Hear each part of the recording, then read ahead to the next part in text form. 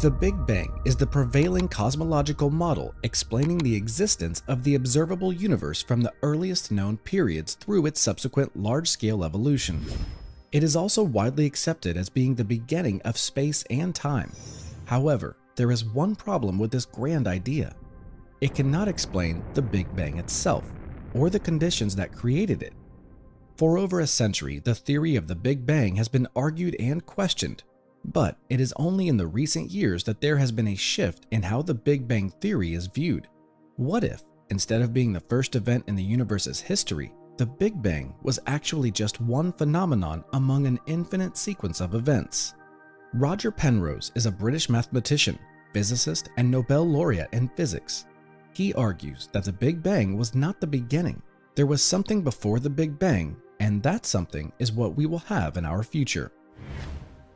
Einstein's equations require what's called a cosmological constant. It's usually called lambda.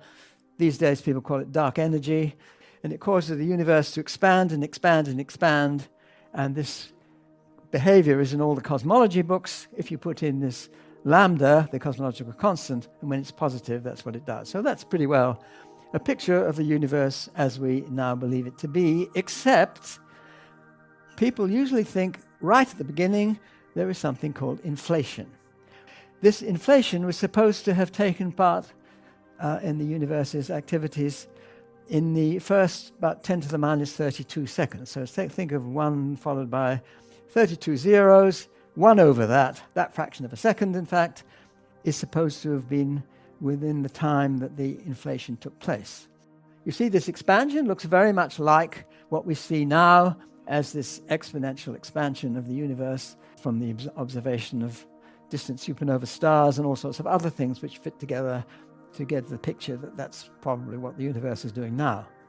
But this view is that within these first 10 to the minus 32 seconds, it did this other exponential expansion and expanded by some huge amount in that tiny little point. Now, I never liked this, partly because it didn't fit in with Einstein's equations very happily, partly because, well, it didn't do half the things that it was supposed to do. It's supposed to smooth out the universe, and it doesn't do that. However, if we don't have inflation, you've got to have something a bit like it. Cosmologists have made many presumptions and hypotheses that have looked deeply into these factors that include dark matter, dark energy, several inflationary cosmological models, and inflationary cosmology. According to Penrose, however, proposals for describing the initial state of the universe hardly ever address a certain fundamental conundrum. Yet, this is a conundrum whose significance is, in a certain sense, obvious. The issue arises from one of the most fundamental principles of physics, the second law of thermodynamics. According to the second law, roughly speaking, the entropy of the universe increases with time, where the term entropy refers to an appropriate measure of disorder. The second law of thermodynamics, what does that say? It says, more or less, things get more and more random as time goes on. The measure of randomness that's being used here is a thing called entropy. And the second law of thermodynamics tells us that entropy is increasing all the time. Now, that means to say the entropy increases with increasing time is the same thing as saying entropy decreases when you go back in time. So I'm just saying the same thing. So it goes down and down and down. But if you go back and back, way back into the past, where do you get? Well, you get to the Big Bang. Now, the Big Bang, what's the best evidence for the Big Bang? Well, they have this cosmic microwave background, this radiation, electromagnetic radiation, light, like a microwave light, coming in from all directions. And it has a certain spectrum. That is to say, you look at the different frequencies and you look at what the intensity is for different frequencies. And this shape of the curve you get is an extraordinarily close fit to the Planck curve. There are many popular theories among scientists that suggest that the Big Bang was not the beginning of our universe. The many worlds interpretation, which is one of many multiverse hypotheses in physics, implies that there are very many universes, perhaps infinitely many. Penrose argues that the idea of many worlds is flawed because it is based on an oversimple version of quantum mechanics that does not account for gravity. According to Penrose, the rules must change when gravity is involved.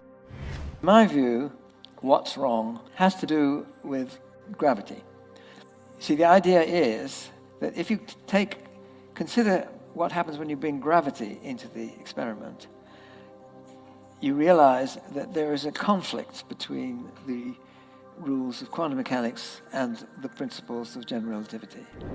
And the principle of general relativity that I concentrate on mainly is what's called the principle of equivalence. And that says that a gravitational field locally is the same as the effect of acceleration.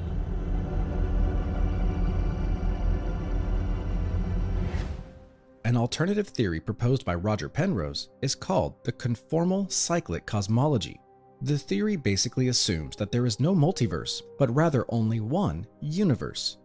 The idea behind eternal cyclic cosmology says that our universe will continue to expand until it reaches a big crunch, after which another Big Bang will occur, and so on. The cycle repeats endlessly. So here we have our eon, that's our Big Bang. The initial expansion slows down a bit, and then the exponential expansion in the remote future, which keeps on going indefinitely. And that infinity, or eternity if you like, is squashed down into a finite boundary. And what I'm saying is that this finite boundary looks very much like another Big Bang.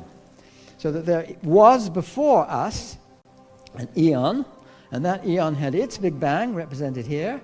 It expanded indefinitely, that squashed down, its infinity becomes our Big Bang, and then this is our eon, and then our remote future will become the Big Bang of another one. And these continue maybe indefinitely.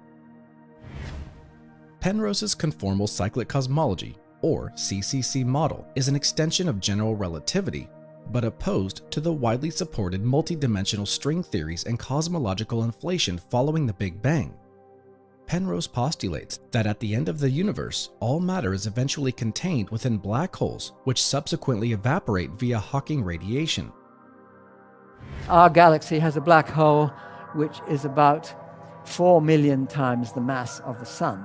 There are lots of smaller ones undoubtedly going around, but the one at the middle is extremely big. Now, what happens to the black holes eventually? Well, as you see, they evaporate away by Hawking evaporation. And then when they've all gone, how long does that take? Well, for the really big ones, you have to think of something like a googol years. What's a googol? Well, that's 1 followed by 100 zeros. And that's the sort of time you're going to have to wait before all the black holes have gone. The really big ones take the longest to go away, and the smaller ones go away much more quickly. But after they've all gone, now I thought it was pretty boring before, sitting around watching for a black hole to evaporate away. Now that's dead boring. When they're all gone, that's very boring. But then I began to think, who's going to be bored by this? Well, photons probably, mainly photons. And it's really hard to bore a photon. It's hard probably for 2 reasons. One is it probably doesn't experience anything. But the other is from relativity effects, photons don't experience time at all. The time from creation of that photon or whatever happens to it is nothing to that photon. So that it gets right out to infinity, and it's as though this just happened instant. Critics have levied towards several parts of Penrose's theory. Penrose himself has admitted that his model is extremely speculative. The conformal cyclic cosmology theory lacks a mechanism for explaining the temporal asymmetry in our observable universe. The early phase is very different from the late phase, even though no such difference is to be found in the fundamental laws of physics. Science can't make progress without questioning existing theories, and it's inevitable that wrong theories are developed during that process. It is this process of questioning and testing that has given us many of the technological advancements we now enjoy, and they continue to make our lives better in countless ways today. Thanks for watching. Did you like this video? Then show your support by subscribing and ringing the bell to never miss videos like this.